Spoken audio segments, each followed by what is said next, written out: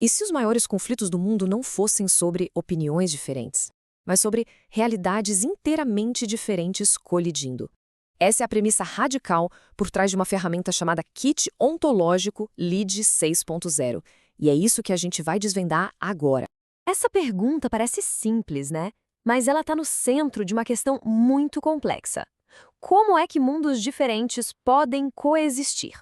A resposta padrão? Aquela de que todo mundo vê o mesmo mundo, só que com perspectivas diferentes, muitas vezes não só falha, como pode ser bem destrutiva. E é justamente esse o problema que uma estrutura como o LEAD 6.0 foi criada para encarar de frente. A questão aqui não é sobre interpretações de um mundo só, não. É sobre a existência de múltiplos mundos de fato. Olha só a diferença. A abordagem tradicional, que está aí à esquerda, pode acabar sendo uma forma de colonialismo disfarçado, sabe? Ela parte do princípio de que a tal realidade compartilhada é, por padrão, a ocidental. Já a premissa do LEAD 6.0, à direita, é outra coisa, é bem mais radical. Ela propõe que existem múltiplos sistemas operacionais para a realidade, e eles simplesmente não são compatíveis entre si. Então tá, se existem esses mundos todos, como é que a gente navega nisso? O LEAD 6.0 não é uma teoria abstrata, e sim um kit de ferramentas bem prático, pensado para mapear justamente essas colisões de realidade. Basicamente, é um sistema para simular o que acontece quando duas realidades que são diferentes na sua base se encontram. E o mais importante, sem forçar uma a se traduzir nos termos da outra. O objetivo aqui não é a harmonia, não é todo mundo dar as mãos. É gerar um conflito produtivo, um atrito que revele os limites de cada mundo.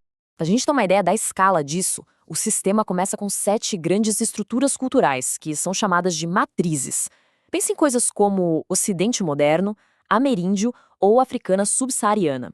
São como se fossem os continentes desse nosso mapa de realidades. E dentro dessas 7 matrizes, a coisa fica mais específica. A gente tem 60 agentes diferentes.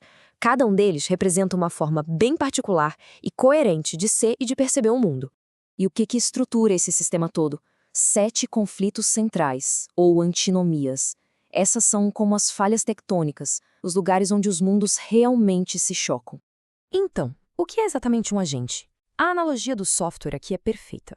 Pensa que cada agente é um sistema operacional completo para a realidade, com suas próprias regras sobre o que é possível, o que é real e o que é verdadeiro.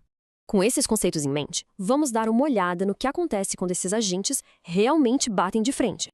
Isso aqui ilustra de um jeito brilhante a profundidade dessa diferença. Para o cartesiano, existe um eu que está separado de um mundo objetivo. Para o perspectivista ameríndio, essa separação nem faz sentido. A primeira pergunta é sempre de qual corpo estamos falando. Simplesmente não existe um ponto de vista neutro. Isso leva a gente de volta para aquelas 7 falhas tectônicas, as antinomias. E aqui está o pulo do gato. Elas não são problemas para a gente resolver. Elas são características fundamentais do mapa. O objetivo é entender a contradição, não tentar eliminá-la. Vamos pegar a primeira antinomia como exemplo para ficar bem claro. A pergunta é: o mundo é feito de coisas ou de relações? Para o pensamento ocidental, as coisas vêm primeiro. Para muitas visões de mundo indígenas e africanas, as relações são a realidade primária. Não tem como conciliar. Uma visão precisa que a outra esteja errada na sua base fundamental. Ok, tudo isso pode parecer bem teórico, né? Mas como é que essa ferramenta funciona na prática? Como alguém de fato usa isso?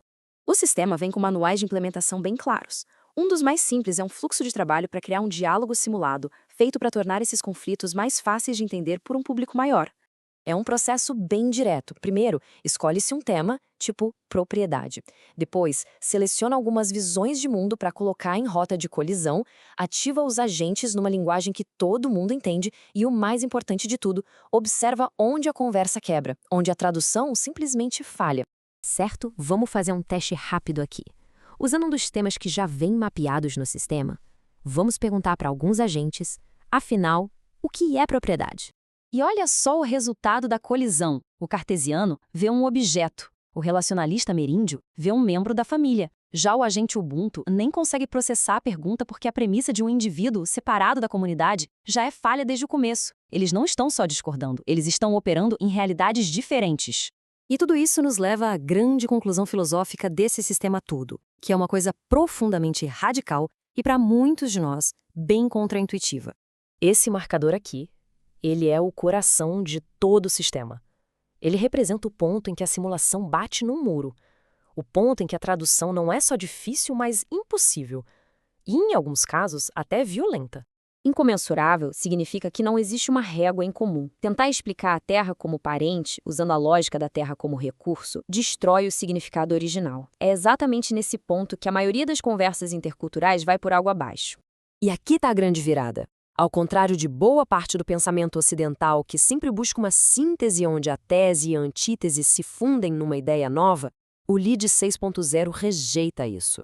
A meta é permitir que ambas as realidades existam lado a lado, na sua diferença que não pode ser reduzida.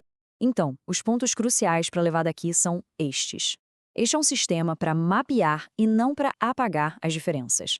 Ele nos alerta contra aquela busca fácil por um meio termo, que muitas vezes é só uma versão disfarçada da visão de mundo dominante. O verdadeiro sucesso é quando o conflito nos faz ver os limites do nosso próprio mundo. É um convite para a gente habitar, mesmo que por um instante, um outro sistema operacional. Isso nos deixa com uma pergunta final para reflexão.